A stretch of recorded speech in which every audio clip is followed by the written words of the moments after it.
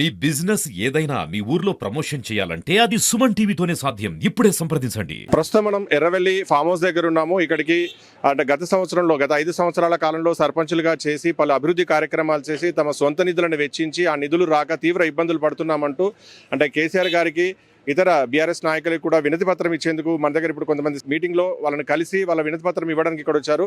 So ఈ సర్పంచుల రాష్ట్ర సంఘం అధ్యక్షులు అలాగే కీలక సర్పంచులు అంటే పలు మేజర్ గ్రామ పంచాయతీలకు సంబంధించినటువంటి సర్పంచులు కూడా ఇప్పుడు ఇక్కడ ఉన్నారు. అంటే రాబోయే అసెంబ్లీ సమావేశంలో తమ సమస్యలపై పోరాడాలని చెప్పని వారికి వినతి పత్రం ఇవ్వడానికి వచ్చారు. ఇప్పుడు ప్రస్తుతం మనతో పాటు సర్పంచులు ఉన్నారు. వారిని అడిగి వాళ్ళ సమస్యలు ఏంటి తెలుసుకుందాం. అన్న చెప్పండి, అంటే ఏంటి గత 5 సంవత్సరాల కాలంలో మీరు ఇబ్బందులు పడుతున్నారంటూ చాలా రోజులుగా చెప్తున్నారు. అలాగే కొంతమంది సర్పంచులు కూడా తమ బిల్లులు రాక ఆత్మహత్య కూడా చేసుకున్నటువంటి సందర్భాలు ఉన్నాయని కూడా పలుసార్లు చెప్తున్నారు. ఏంటి అంత తీవ్రమైనటువంటి సమస్య ఉందా? నా పేరు సుర్వి యాదయ్య గౌడ్, తెలంగాణ సర్పంచుల సంఘం జేఏసీ రాష్ట్ర అధ్యక్షుడిని.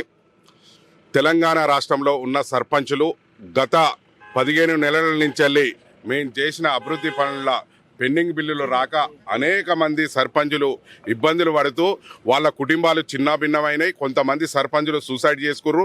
అదేవిధంగా దేశంలో ఎక్కడ లేని విధంగా తెలంగాణ రాష్ట్రంలోనే తెలంగాణ గ్రామ పంచాయతీలోనే అభివృద్ధి జరిగింది. అభివృద్ధి జరిగిందన్నందుకు నిదర్శనం ఏంటంటే ఏ గ్రామంలో చూడు ఒక డంపింగ్ యార్డ్ ఉంటుంది, ఏ గ్రామంలో చూడు శ్మశాన వాటికలు కట్టి ఉంటాయి, ఏ గ్రామంలో చూడు రైతు వేదికలు ఉంటాయి, ఏ గ్రామంలో చూడు క్రీడా ప్రాంగణం ఉంటాయి, ఏ గ్రామంలో చూడు ఇంటింటికి నల్లా నీళ్ళు ఇచ్చినాం. అదేవిధంగా అనేక గ్రామంలో ఎక్కడ లేని విధంగా దేశంలోనే ఎక్కడ లేని విధంగా తెలంగాణ రాష్ట్రంలో జరుగుతుందని గతంలో కేంద్ర ప్రభుత్వం నుంచి ఒక 20 గ్రామ పంచాయతీలకు అవార్డు ఎన్నుకుంటే దేశంలో దాదాపు రాష్ట్రానికి తెలంగాణ రాష్ట్రానికి 19 అవార్డులు వచ్చినాయి. ఎక్కడ లేని విధంగా ఈ తెలంగాణ రాష్ట్రంలోనే అభివృద్ధి చేసినాం. అభివృద్ధి చేసేటప్పుడు సరైన సమయంలో మాకు పెండింగ్ బిల్లులు రాక కరోనా టైంలో కూడా మేము ప్రాణాలకు తెగించి గ్రామాల్లో పారిశుభ్ర కార్మికులకు అండగా ఉంటూ మేము కూడా సేవలు అందించినాం. ఈ సేవలు అందించిన వాళ్ళు అనేక మంది సర్పంచులు ఇప్పుడు అప్పులు సప్పులు తెచ్చి వడ్డీలకు తెచ్చి పనులు చేసినాం. ఆ పనులు చేసిన పెండింగ్ బిల్లులు వేయక స్టేట్ ఫైనాన్స్ నుంచి అనేది దాదాపు 16-17 నెలల నుంచి అవి పెండింగ్. అంటే ఈ బిల్లులు ఎందుకు ఆగాయని మీరు అనుకుంటున్నారంటే 10 సంవత్సరాలు బీఆర్ఎస్ అధికారంలో ఉంది, మరి అంటే అప్పుడు చెల్లించలేదా లేకపోతే అంటే రాబోయే కాలంలో చెల్లిద్దామని చెప్పిన వాటి పెండింగ్ పెట్టారా? అంటే ఏంటి ఈ సమస్య? అది ఎలాగే మరి సమస్య పరిష్కారం కావడానికి ఎలాంటి మార్గం ఉంది? నిరంతరం అభివృద్ధి అనేది నిరంతరం ఉంటుంది. దేశంలో అభివృద్ధి అనేది ప్రభుత్వాలు అనేది నిరంతరంగా పనిచేయాలి.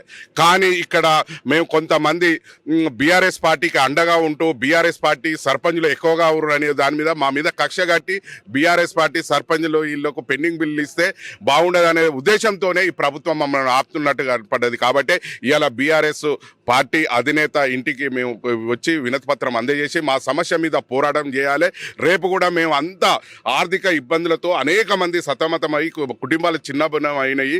అందుకే మేము చలో అసెంబ్లీ అనే కార్యక్రమం పెట్టినాం. ఆ కార్యక్రమాన్ని కూడా మేము ఆందోళన కార్యక్రమాన్ని దిగుతాం. అక్కడ వచ్చే ఎమ్మెల్యేలు కానీ మినిస్టర్లు కానీ మా గ్రామంలో ఉన్న సర్పంచ్ల పెండింగ్ బిల్ల మీద సమస్య మీద మాట్లాడాలి, పరిష్కరించాలి.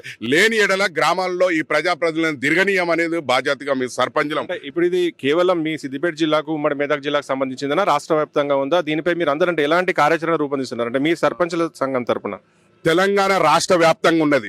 ప్రతి పల్లెలో కానీ ఏ పల్లెలో చూడు మేము గతంలో 2019 నుంచి 20 వరకు చేసిన అభివృద్ధి పనులే కనపడతాయి. గతంలో ఎప్పుడు కనపడలే.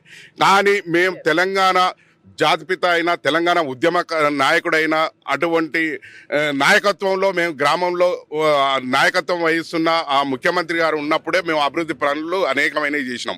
కాబట్టి ఇవాళ మా మీద ఈ కక్ష కట్టి కాంగ్రెస్ ప్రభుత్వం మా మీద కక్ష కట్టి పెండింగ్ బిల్లు లేకుండా మమ్మల్ని కక్షపూరిత ద్రోహం చేస్తుంది. ఇది ప్రజాప్రభుత్వం ప్రజాపాలన అంటారు. కాబట్టి మేము ప్రజలలో భాగస్వామ్యం. సర్పంచులు అనేది అన్ని పార్టీలకు సంబంధించిన గ్రామంలో ఉన్న ప్రజలకు మేము పనిచేసేటోళ్ళం.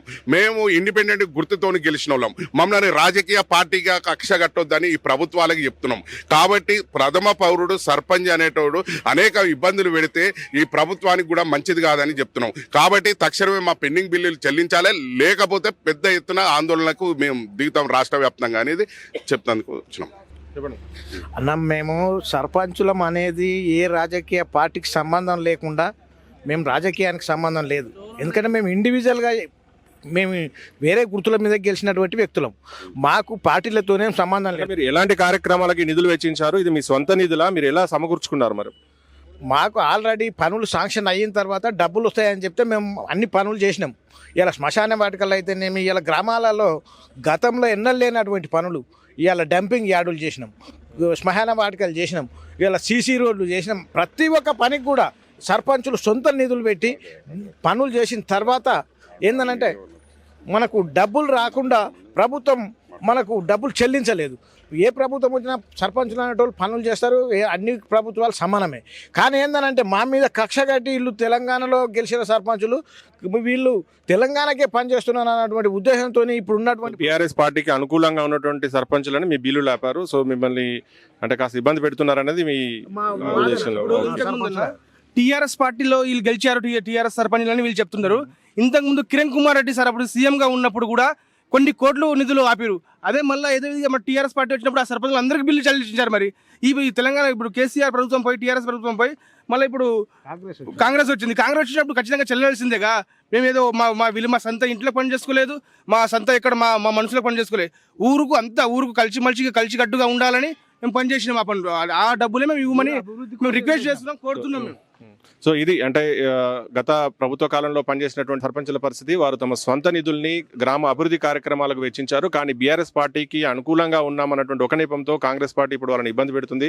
వాళ్ళకి రావాల్సినటువంటి బిల్లులను చెల్లించలేనటువంటి పరిస్థితులు ఉందని చెప్పి వాళ్ళు చెప్తున్నారు. అంటే అభివృద్ధి అనేది నిరంతర ప్రక్రియ. అది ప్రభుత్వాలకు సంబంధం లేదు, పార్టీలకు సంబంధం లేదు. సర్పంచులు అయిన వాళ్ళు ఇండిపెండెంట్ గుర్తులపై గెలిచినటువంటి వ్యక్తులు వారి బిల్లులను ఆపడం సమంజసం కాదు. వారిని తీవ్ర ఇబ్బందులకు గురిచేస్తున్నారు. అది మానుకోవాలి. సో అట్లీస్ట్ ఈ అసెంబ్లీ సమావేశంలోనైనా వాటిపై ఆ సమస్యను పరిష్కరించాలని వారు కోరుతున్నారు. Cameraman Ramesh, Krishna Reddy, Suman TV, Siddipet.